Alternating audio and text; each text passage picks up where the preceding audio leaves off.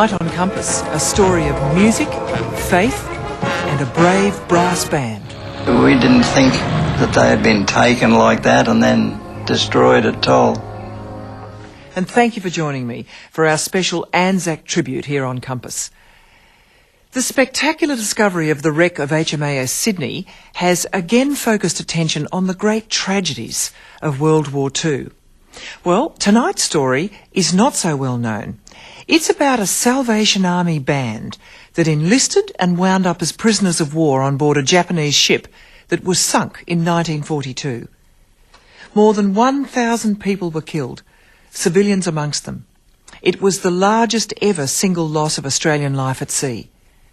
But look, if you don't know about it, don't be surprised. Their story was suppressed during World War II. Tonight on Compass, it's told by ABC Radio's John Cleary, a religious commentator and himself a former Salvation Army bandmaster.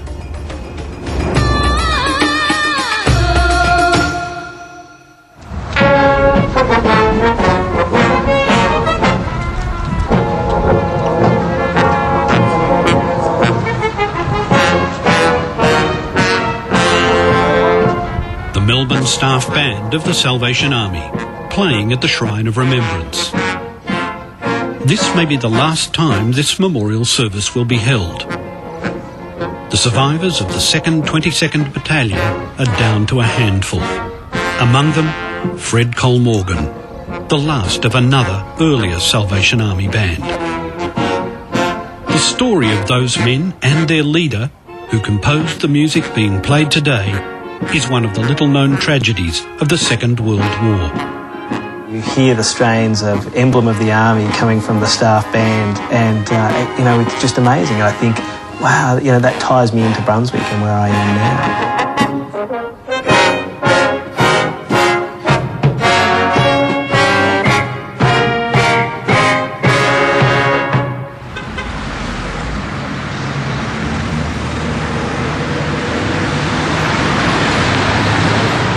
In the heart of Brunswick, a bustling inner Melbourne suburb, is Albert Street. Tucked away between the terraces and factories stands a modest church. They call it the Citadel, and it's been the home of the Salvation Army here in Brunswick for more than 100 years. I grew up in these streets in the 1950s, and in some ways, whilst nothing has changed, in other ways, everything has changed. This used to be a shop. Now, as kids in the 1950s, if you went to church, you didn't go into a shop on a Sunday. We went to the Salvation Army over the road, and Carl ran the shop here, and we used to sneak into the shop and buy lollies on a Sunday. This was not approved of. Some things do change. And across the road is the Salvation Army, where from the time I was 7, when I was brought along by a mate, till my middle adulthood, I was a regular attender.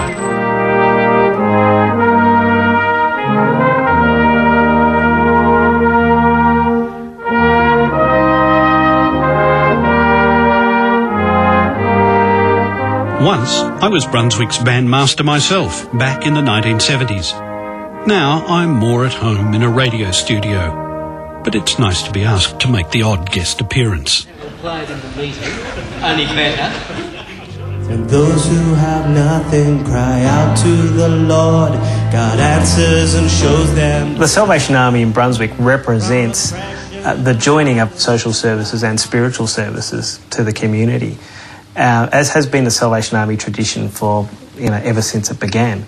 We range across the spectrum that includes drug and alcohol issues and includes spiritual growth, understanding more about the Bible and what Christianity means today.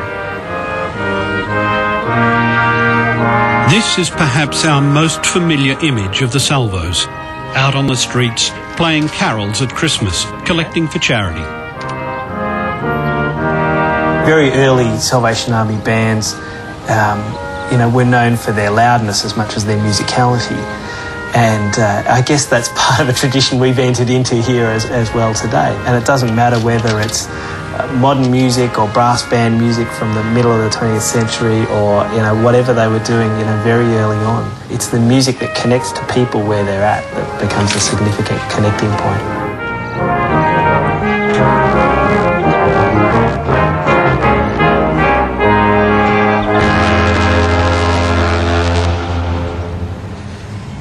The story of the Salvos in Brunswick started with the building of the citadel in 1884, only a few years after the Army's beginnings in Britain.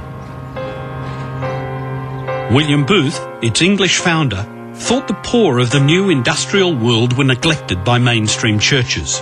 To save them from sin, they had to be rescued from exploitation, squalor and despair. Nothing less than an army could take on such a mission. And so Booth created a new church, led by ministers, men and women, known as majors and captains. The Salvation Army grew so quickly in those very early days. There was quite a need in Australia for a mission as such. The Salvation Army appealed to the working classes and to the poor, where it targeted the poor, gave them some sort of perhaps hope of looking up in the future. The Salvos were always on the cutting edge. Social work, women's ordination, even technology. They began using cinema and photography in Australia as early as 1897. Joyful, joyful will the Their multimedia presentation, Soldiers of the Cross, is credited as one of the world's first dramatised features when it was shown to stunned audiences in 1900. It was this socially progressive and creative church which attracted a promising young man to the Brunswick citadel in the 1900s.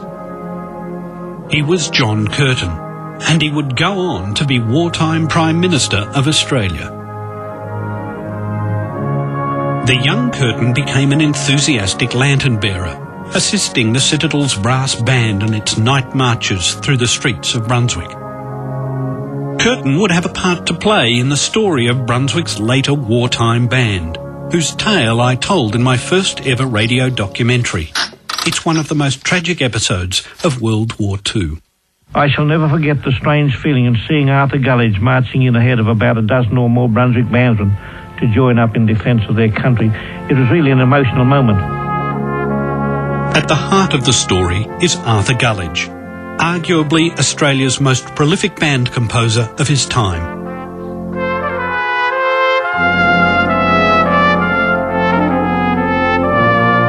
Arthur Gullidge led the band at Brunswick from 1933, the year in which he won his first major music prize, the prestigious National Composition Award, presented by the Australian Broadcasting Commission, much to the delight of his fiancée, Mavis. Well, the feeling was pretty good because the prize money went towards my engagement ring. In 1935, Arthur married Mavis, who was also a musician. She was a member of the Church of Christ, but Arthur soon recruited her into the Salvation Army. Their daughter Judith still lives in the family home. This was taken my mum's first day in uniform, and it was actually the day I was dedicated. Was the transition into the Salvation Army a rough one, did she say? Not at all. She's told me there was never any question that she wouldn't go to the army. She was very active in the Church of Christ, but there was never any discussion. She just went. Okay. So this is one of your father's original scores? Yes, it is.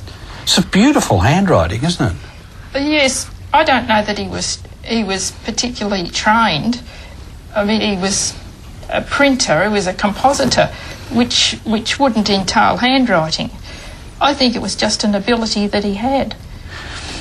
The other thing that you notice about this, and this was, I think, so characteristic of your dad's writing, that you would have these very aggressive staccato passages, highly accented passages, particularly in minor keys. And then you would get these beautiful lyrical counter melodies that would flow along against those aggressive passages.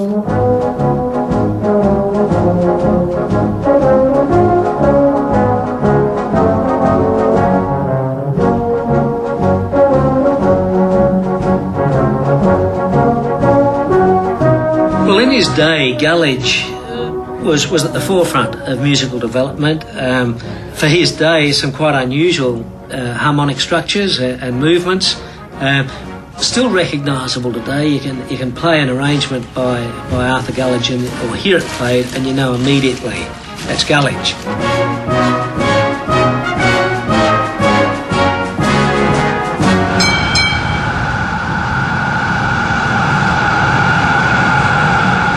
At the back of the Citadel is the old band room that Arthur Gullidge would have spent a lot of time in, as indeed once did I. Well, come through. Some of this will look familiar to you. Ah, yes, indeed. In fact, I noticed that there's a picture of you up on the wall up here. Looking a little bit different. Yeah, a fair bit younger. That's 1970s. It was not an office when I was here. Yeah. This was where the band met twice on a Sunday, before the meetings, before the morning meeting and before the evening meeting, and that tradition would have gone back to the 1880s when the place was first established, although this band room itself was built probably about 1928. Okay. Arthur Gullidge and his band were the driving force at Brunswick for years, until the war in Europe began.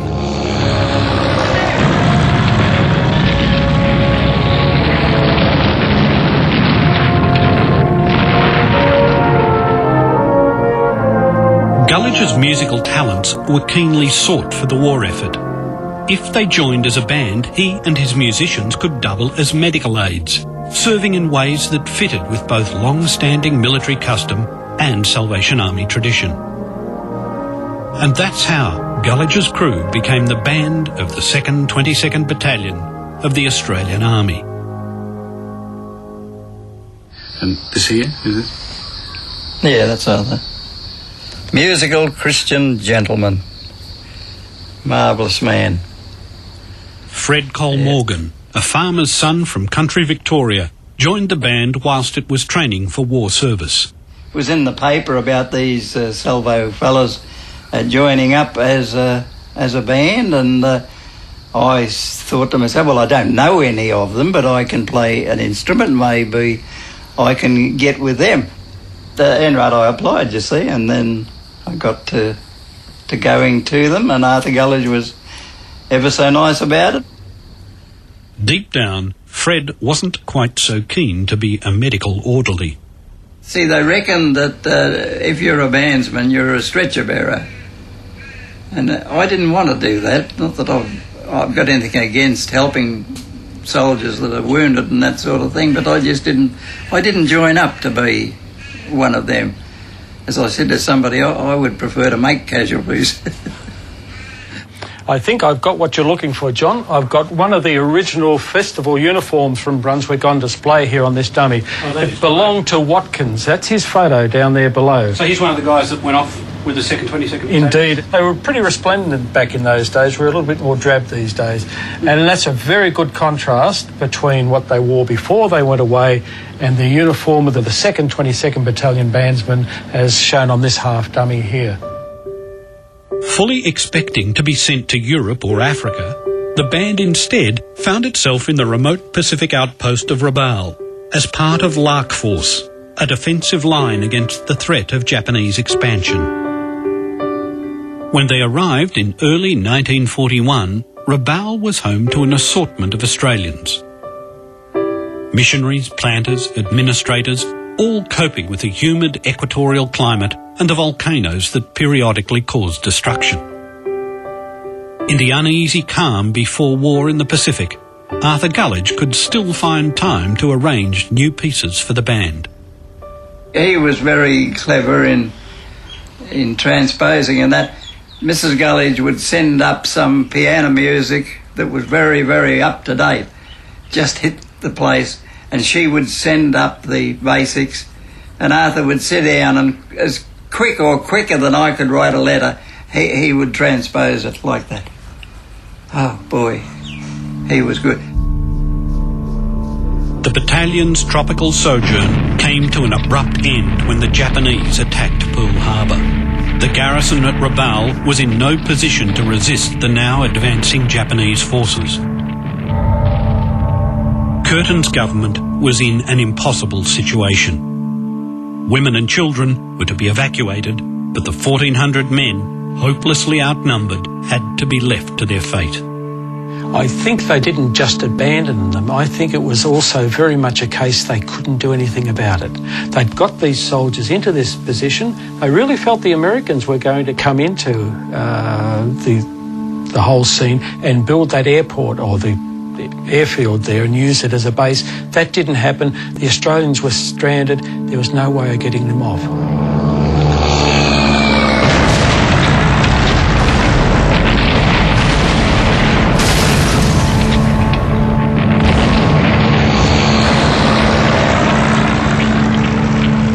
After a brief, spirited defence, the order went out, every man for himself.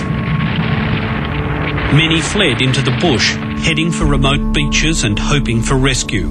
Of the whole band, only Fred managed to escape. The rest were reported missing. Says Gullidge missing. I regret to inform you that VX 37499, which was his number, has been reported missing, believed a prisoner of war, and this is signed by the military board. And that's the telegram he sent to Mrs. Gullidge. I've never seen this. It's very. You just have to sort of try and get a handle on how she must have felt receiving that. And so then she had something like 4 years waiting, not knowing, hoping that Arthur indeed was still alive. It certainly played havoc with her health. And because she was featured a lot as a soloist,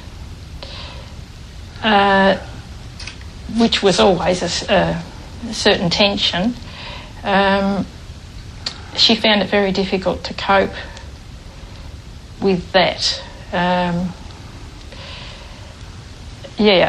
I can remember her bursting into tears quite often and having to leave the platform before she'd finished her solo. Like in the first 2 or 3 years, well, nobody knew. We all hoped that they'd come.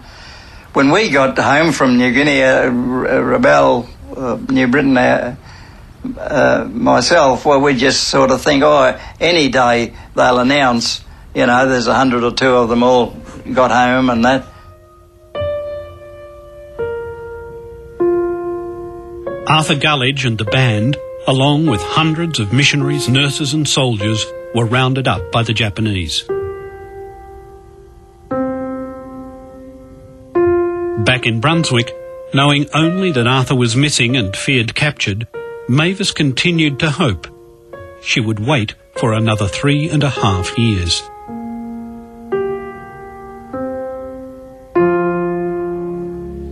Then we knew nothing more until the 26th of September 1945, when it came out in the Herald, these great headlines about the sinking of this prison ship in July 1942. Arthur and his fellow prisoners had been taken aboard a Japanese transport ship, the Montevideo Maru. Soon after, in a tragic irony of war, a torpedo for an American submarine sank the ship with the loss of all the Australian prisoners. We didn't think that they had been taken like that and then destroyed at all. It takes a bit of getting your mind around it, I do remember the night that the news broke. This place was just full of people. Every light in the house was on. And I was a bewildered 9-year-old with all these people. Judith's father had been dead for more than 3 years. All that time, there had been no news of his fate. I understand the government knew, but didn't want to frighten people, and for some reason didn't tell them. So those wives and mothers and girlfriends and sisters and brothers suffered all those years not knowing what had happened to their loved ones. And then I think it was October that they got the official telegram from the government saying that they were lost at sea. More than 1,000 people had died, the greatest single maritime tragedy in Australia's history. For Curtin, the Rabaul events must have been a double blow. Not just as PM, but as an old Brunswick boy, he must have felt it personally. He'd ordered the abandonment of men whose families he may well have known. The loss of the 2nd 22nd Battalion would be felt by many Australians, among them all those at the Brunswick Citadel, who had lost their band, and brothers, husbands and fathers.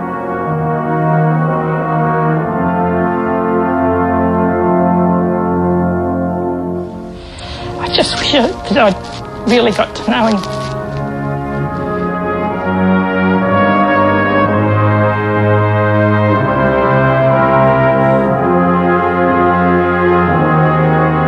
Would have been fascinating still to have him round. I'm sure he could have taken us in some very constructive directions.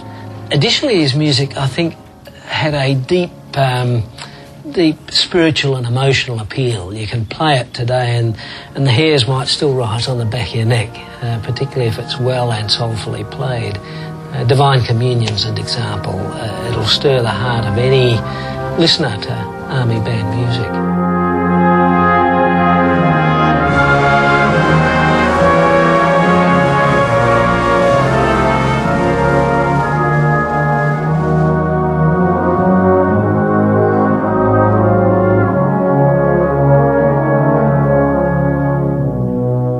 Growing up in the Sunday school at Brunswick, it struck me as strange that while the Sunday school was quite large, the congregation itself was small. There was only 7 or 8 in the band at one stage. It was because many of those associated with the war had simply not been able to return. The grief was so strong that they drifted off to other churches or other army corps. Over the years, some drifted back. They rebuilt the place through music, by recruiting kids off the street. And I'm one. For almost 20 years, Mavis Gullidge and her daughter Judith found it too painful to return to the Citadel. But the same memories that drove them to other places of worship eventually drew them back. Now Judith is a strong presence in the Brunswick congregation. It's taken me some adjustment to accept some of the things that happen.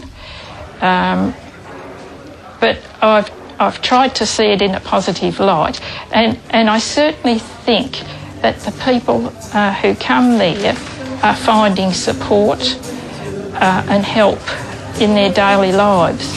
The place is buzzing the whole time during the week.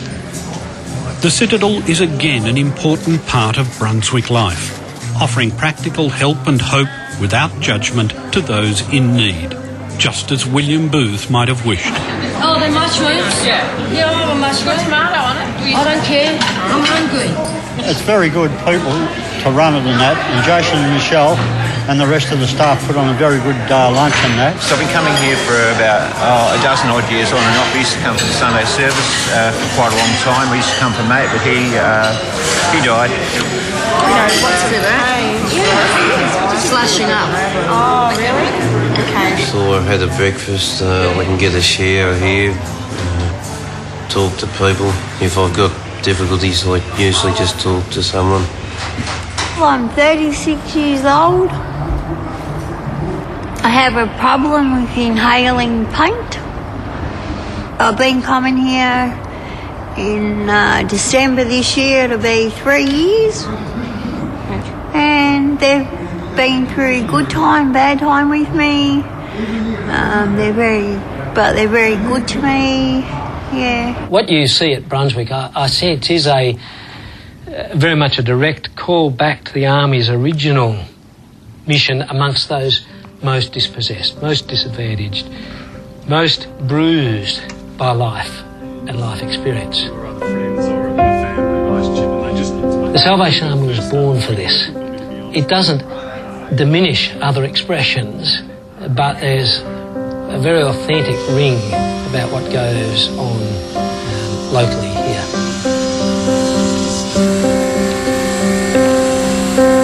The tradition, nurtured by Arthur Gullidge, helped to make it all possible.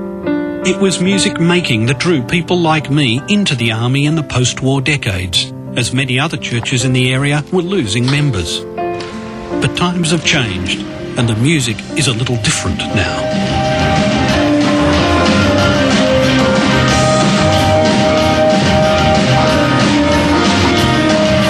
We originally started the Gullidge music program as a way to promote music within the community, and we soon realised that it wasn't going to really work that way, so we had to adapt it a little bit, and now we use sort of modern technology and rock and roll, and we can work with disabled people and also the aged care.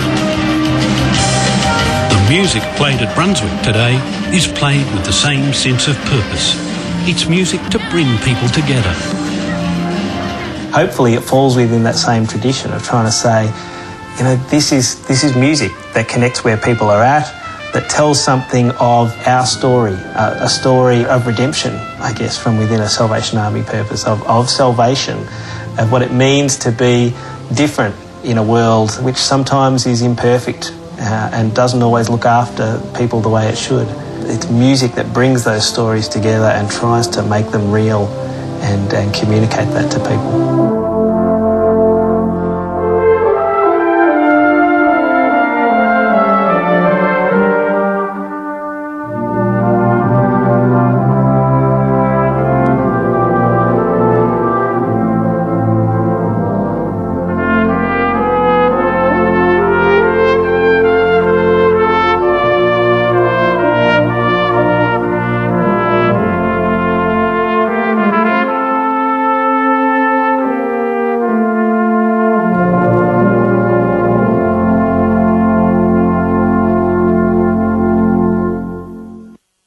Such a sad story, and you do wonder how much it might have contributed to John Curtin's untimely early death.